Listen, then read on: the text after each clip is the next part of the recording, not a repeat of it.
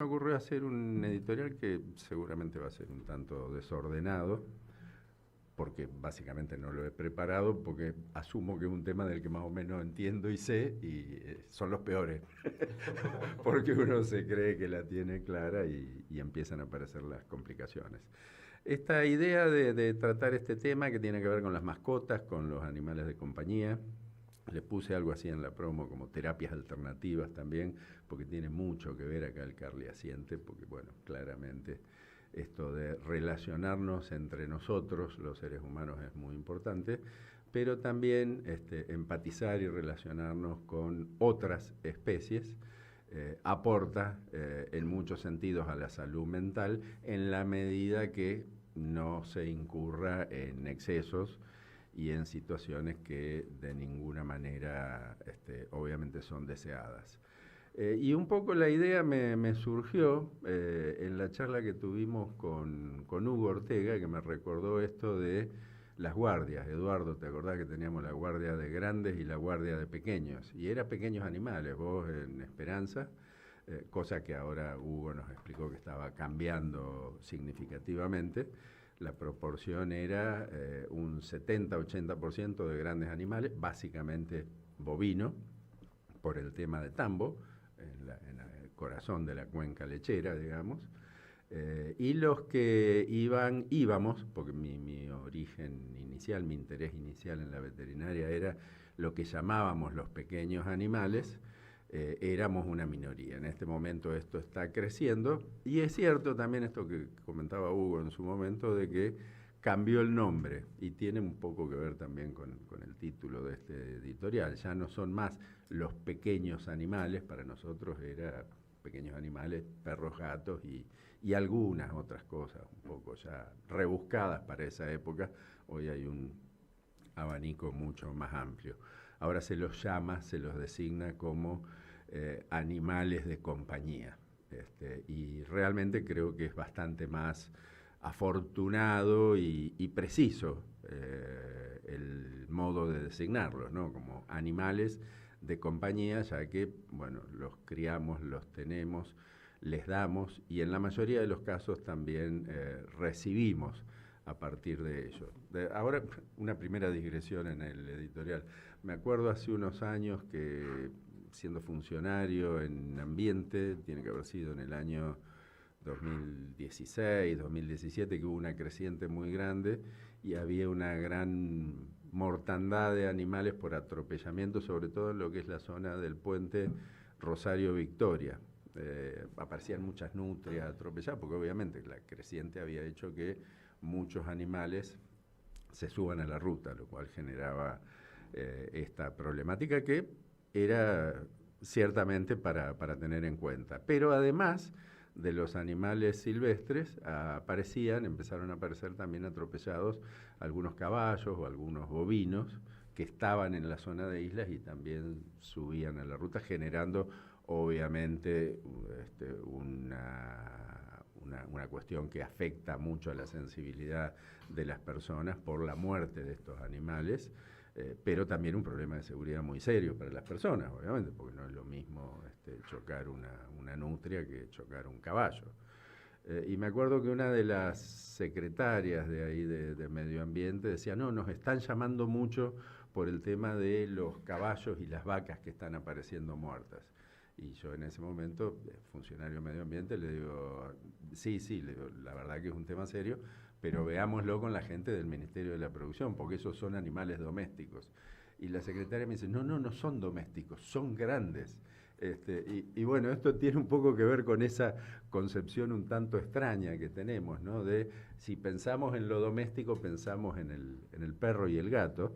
Y acá es donde quiero entrar un poquito en la cuestión de estas mascotas o estos que hoy reconocemos como animales de compañía, cómo fue que empezaron a convivir con nosotros, en todo caso a coevolucionar con nosotros, porque si vamos al caso, y si tenés un caniche toy, y si tenés un perro pila, y si tenés un pequinés, y si tenés un bulldog francés, todos en definitiva vienen del lobo.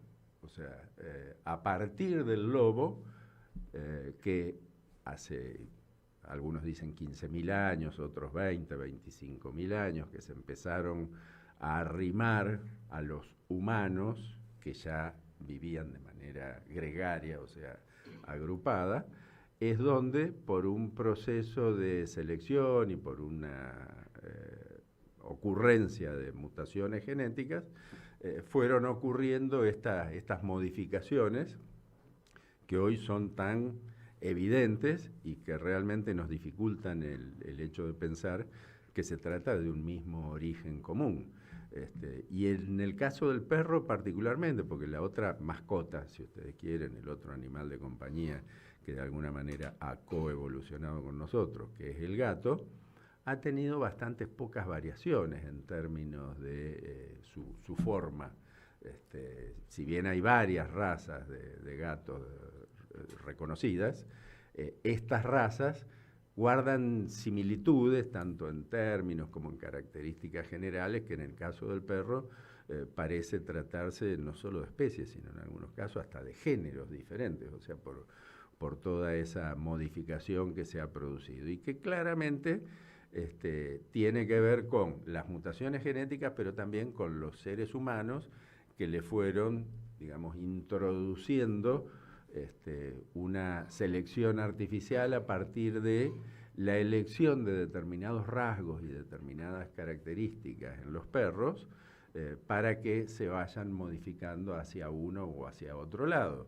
Obviamente los que pretendían tener animales para la casa, para el hogar, digamos, para lo que en esa época podíamos llamar hogar en todo caso, fueron eligiendo aquellos, obviamente los más mansos, pero también los de menor tamaño, los que buscaban ayuda para capturar animales, o sea, para la caza con Z, obviamente buscaban animales de mayor tamaño, incluso mucho más parecidos al lobo. De hecho, el ovejero alemán todavía guarda rasgos muy claros, lobunos, y los otros que se han modificado y buscando animales de gran tamaño eran animales para la defensa o para la ayuda en la caza. Después encontraban con que había algunos que tenían mejor olfato, mayores posibilidades de encontrar las presas siguiendo el rastro, y así aparecieron las razas de caza directamente, como son todos los pointer y todas las derivaciones. Así que todos ese proceso selectivo fue generando enormes modificaciones anatómicas en estos animales. Pero uno se podría pensar, ¿de dónde viene el término mascota? O sea, obviamente los celtas, cuando empezaron con el proceso de domesticación, no hablaban de mascotas, sino que elegían, del mismo modo que lo hacían con los perros, lo hicieron con los bovinos, con los cerdos, con los caprinos, para tener lo que hoy son los animales domésticos con orientación productiva, aunque no exclusivamente productiva. Hoy vemos que hay gente que tiene cerdos como mascotas también, ¿no? O sea, y de hecho, anda a decirle a un chico de un tambo que se encariñó con un ternerito que quedó guacho y que terminó siendo como mascota, y vemos, incluso es fácil ver en internet algún video de un ternero que después crece y es una mascotita que salta junto con los perros y se comporta de la misma manera. De última, todo depende también de cómo se lo cría y de cómo se lo trata. Cualquier animal puede llegar a convertirse, dentro del tema de los animales domésticos, en un animal de compañía. Que pueda hacerlo no quiere decir que deba hacerlo, esa es la otra consideración. Pero ¿de dónde viene la palabra mascota? La palabra mascota viene en realidad del siglo XIX, de mascotte, término francés, que básicamente lo que significa, una de sus principales acepciones, es amuleto, buena suerte. O sea, un objeto, un elemento que tiene que ver con lo que se asocia con la buena suerte. Y en realidad esto está orientado más hacia el lado de los animales de compañía. Básicamente el perro y el gato en nuestra cultura y en nuestras regiones. No nos olvidemos que hay muchos países asiáticos donde el perro no es de ninguna manera un animal de compañía, sino que es un alimento, que es criado como como alimento en ese sentido. Y hay otras culturas que no entienden cómo nosotros criamos como alimento, como Occidente cría como alimento, a los bovinos, donde son animales sagrados. O sea, siempre tenemos que entender que no hay una línea única, sino que hay diferentes culturas. Y el tema del amuleto, también me acordaba del tema de la pata de conejo, que tiene que ver con la mascota del conejo entero y la otra mascota, que es el amuleto de la pata de conejo, que tiene un origen, no sé si milenario, pero centenario, hace varios siglos que diferentes culturas consideran a la pata de conejo como un elemento de buena suerte, para todo menos para el conejo, claramente, porque se originó en realidad en la pata de liebre, porque dicen que esto arranca en Europa, y que lo que se tomaba era la pata de una liebre, se la engarzaba en muchos casos para los poderosos en plata o en distintos elementos, era hasta una muestra de estatus tener su pata de liebre en aquella época, que después con la invasión de conejos desde Asia, las liebres empezaron a disminuir, lo que no impide que nos las hayan metido a nosotros, porque después tenemos nosotros la liebre europea como especie exótica invasora aquí en nuestra región, y la pata de liebre se convirtió en la pata de conejo, con varias especificidades para que cumpla sus funciones. Uno tenía que ser la pata trasera izquierda, primero de la liebre y después del conejo, y tenía que ser cazada en una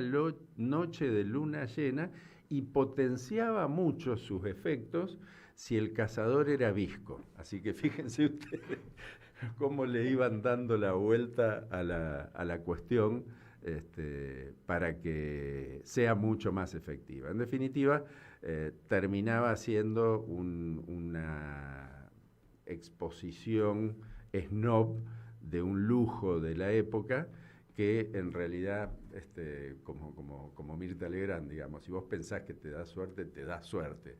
Entonces, básicamente, lo que se buscaba era eso. Si tenías tu pata de conejo y cuanto más lujo tuviera la pata de conejo, tanto más suerte ibas a tener. Pero bueno, el tema es que para el tema de, la cuestión es que para el tema de animales de compañías y mascotas, todo esto ha ido diversificándose y pasamos de los perros y los gatos, que son los más estándares, hacia otras especies, como dije antes, en muchos casos especies domésticas, que legalmente no deberían tener ninguna objeción, e incluso moralmente tampoco. Si yo quiero tener un cerdo como mascota, si quiero tener, en el campo es muy frecuente ver que tienen algún chivo, algún corderito, que también los tratan como mascota, y en la medida que uno pueda dar afecto y recibir afecto, yo creo que la ecuación cierra absolutamente. El tema es cuando se empiezan a meter las especies silvestres aquí dentro del mascotismo.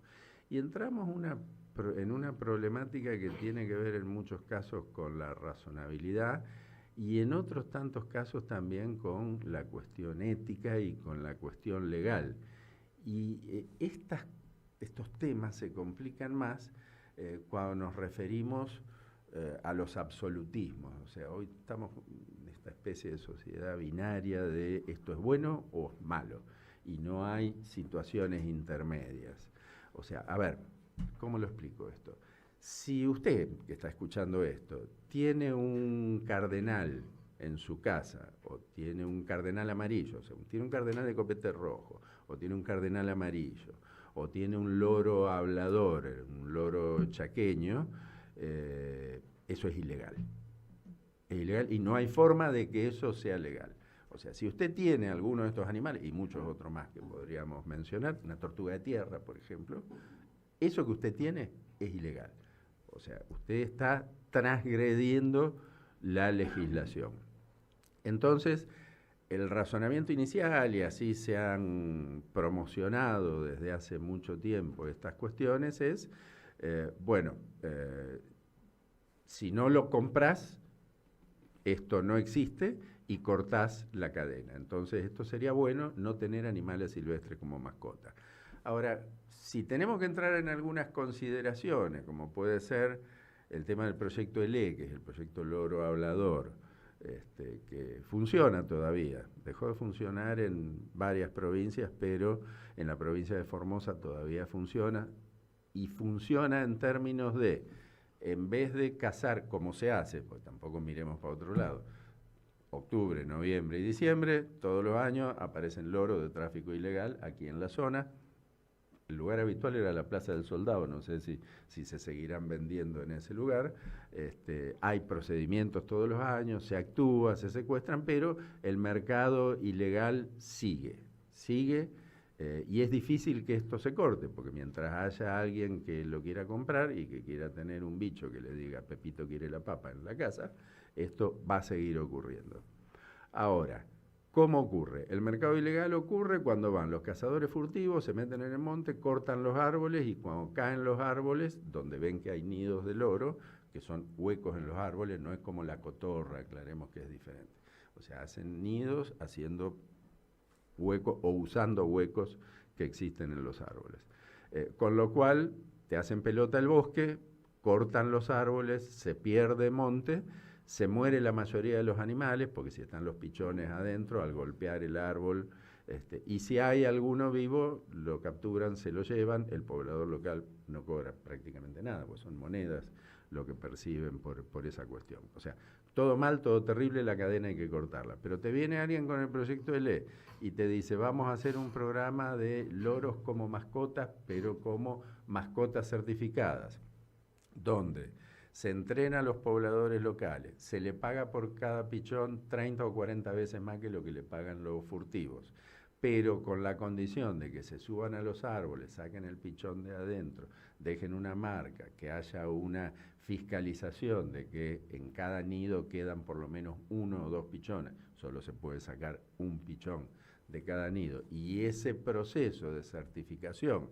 hace que no se corten más los árboles y se mantengan los reproductores en el lugar, el argumento de y no tengas animales como mascotas ya no existe. Es cierto que para evitar la complicación acá en Argentina, este programa prohíbe la comercialización interna.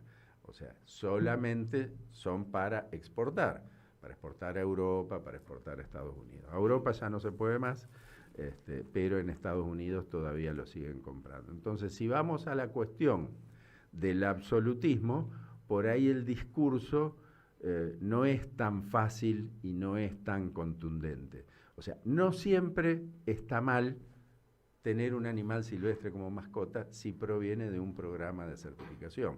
Lo mismo lo hago extensivo, me salgo del tema de las mascotas. No está mal tener un producto originado en un animal silvestre si la actividad es sustentable y resulta un incentivo para la conservación. No es si tenés un producto o subproducto de animales silvestres, siempre está mal y siempre estás afectando a la conservación. Y pasa otra cuestión similar con el tema de las iguanas, por ejemplo, nuestro lagarto vero. Hoy el principal problema que tenemos es la introducción de las especies exóticas invasoras. Por ejemplo, la que está entrando mucho ya desde hace un buen tiempo es la iguana verde centroamericana. Esa especie en algunos lugares ya empieza a ser considerada como especie exótica invasora y se comercializa libremente, aún con autorizaciones. ¿Qué es mejor? Si quiero tener un lagarto, tener una iguana verde centroamericana o tener un salvator, un lagarto vero de los nuestros como mascota. Y obviamente es mejor uno de los nuestros, porque obviamente no va a generar una invasión biológica a partir de ese animal, porque está dentro de su área de distribución. Otra vez, la discusión es ver la razonabilidad en cada caso y no ser tan binarios en este sentido de esto siempre está bien y esto siempre está mal. Siempre tener en cuenta la cuestión legal cuando se trata de estos temas, pero también tener en cuenta la cuestión de la razonabilidad. Y a mí me gustaría ya dejar para cuando volvamos de un tema musical, para conversar entre nosotros con el Carly, el tema de los acuarios, porque yo siempre Yo tuve acuarios, me encanta. Tengo ganas de volver a tener, pero no es un caso de mascota ese. Porque uno entiende que la mascota o el animal de compañía implica un intercambio, un dar y un recibir. Y vos no vas a sacar el platis de la pecera para acariciarlo, para ponértelo en la falda. Es muy difícil interactuar con eso. Podés hacerlo con un chancho de 250 kilos que querés tener como mascota. Y de hecho hay gente que lo tiene, o con un ternero, o incluso con un caballo. Vos podés interactuar con muchos animales, con un lagarto, con un loro, pero con un pez, con un cobayo. ¿Se puede interactuar con un cobayo? Sí. Discutamos esas cosas, veamos esas cuestiones. ¿Hasta dónde podemos interactuar? ¿Hasta dónde damos y hasta dónde recibimos? Yo me acuerdo de Grillo, como me puteaba en la facultad, porque vivíamos, mi compañero, Rubén Walter Porcel de Peralta, porque compartíamos la misma habitación siempre, y a mí en una época se me había dado por criar ratitas. Tenía un pequeño bioterio, pero las tenía como mascotas, ¿no? Un olor a mierda. Pero me gustaba. Entonces, bueno, siempre tenemos que ver para dónde vamos, qué es lo que hacemos y tratar, de última, de buscarle un poco de razonabilidad a esta necesidad nuestra como humanos, como primates evolucionados, de interactuar y de generar relaciones empáticas, no solo entre nosotros, sino con otras especies.